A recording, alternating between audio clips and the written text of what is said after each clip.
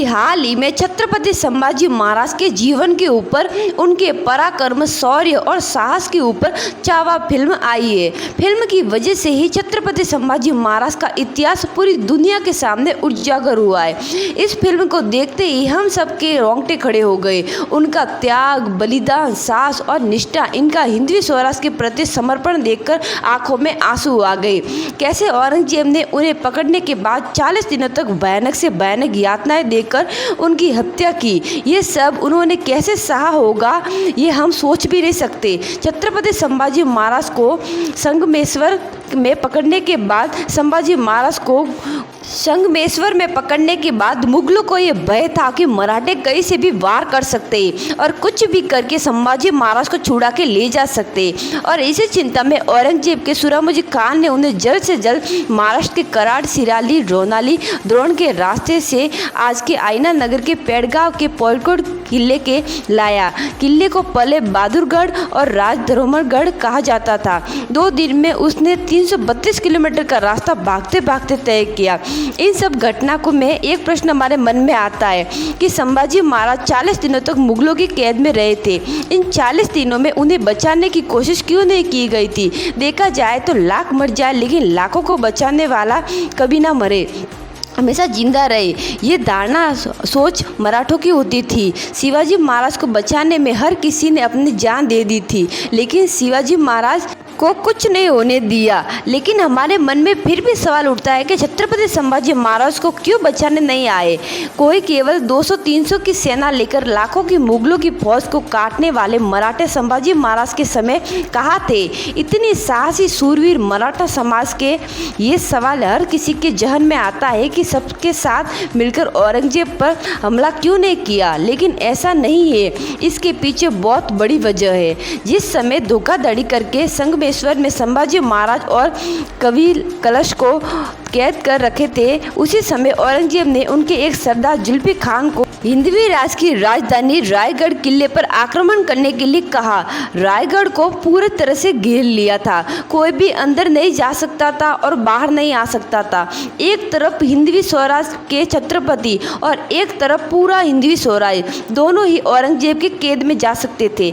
एक ऐसी स्थिति सामने आ खड़ी थी जो जुल्फी खान के अचानक हमले करने से हिंदवी स्वराज की राजधानी रायगढ़ खतरे में आ चुकी थी।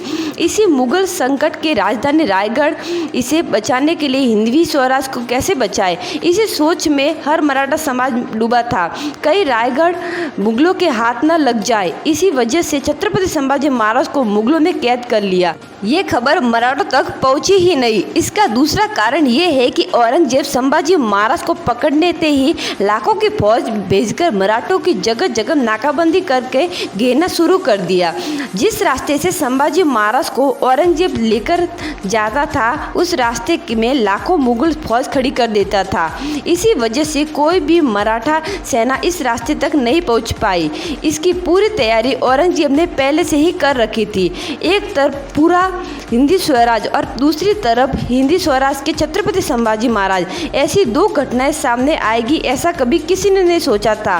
संभाजी महाराज को छुड़ाने जाए तो रायगढ़ कैसे बचाए? ये अगर रायगढ़ को बचाने जाए तो संभाजी महाराज को कैसे बचाए? तो अब करे तो क्या करे? इस स्थिति में पूरा मराठा साम्राज्य खड़ा था। संभाजी महाराज को कैसे छुड़ाए, इसकी पूरी योजना बनाने से पहले मुखबिया खान द्वारा संभाजी महाराज को औरंगजेब की छावनी पर ले जाया गया, जहां औरंगजेब ने 5 लाख की सेना के लिए खड़ा था। अब हमारे मन में ये सवाल आता है कि मराठा साम्राज्य इतने सूरवीर थे तो उन्होंने साथ मिलकर औरंगजेब पर हमला क्यों नहीं किया? इसका जवाब ये है कि संभाजी महाराज को पकड़ने के बाद उन्हें सोमेश्वर में बेड़गांव को बोरगढ़ किले पर लाया गया। ये किला जमीन पर होने से उसके आसपास कोई भी पर्वत या छोटी आसपास नहीं थी। यह पूरी समतल जमीन थी। उस पर 5 लाख की मुगल सेना खड़ी होने से मराठे उन पर सीधा वार नहीं कर सकते थे। मराठा सैनिक सबसे बड़ी ताकत गुरिल्लाबल थी, लेकिन इस ताकत को खुले में आजमाना संभव नहीं था। 40 की फौज में 5 लाख की सेना के साथ हमला करना मुमकिन नहीं था। वही रायगढ़ पर हुए हमले ने मराठों की फौज को 2 हिस्सों में बंटना पड़ा था, जिसमें मराठे की ताकत कम हुई और इस छोटी सी सेना ने अगर हमला भी किया तो 5 लाख की सेना के सामने टिकना थोड़ा मुश्किल था। इसमें मराठे भी मरते, रायगढ़ किला भी जाता और हिंदवी स्वराज भी औरंगजेब के हाथ आसानी से लग जाता। ये गुलामी आती, बहनों की इज्जत बचाने वाला कोई नहीं बचता, मंदिर भी तोड़े जाते और स्वराज भी नहीं रहता। खुद संभाजी महाराज ने मृत्यु स्वीकार कर ली, लेकिन औरंगजेब के सामने हार नहीं मानी। हिंदवी स्वराज बचाने के लिए खुद का बलिदान दे दिया। मराठे ने भी हर मुमकिन प्रयास किए, लेकिन उन्हें बचा नहीं पाए।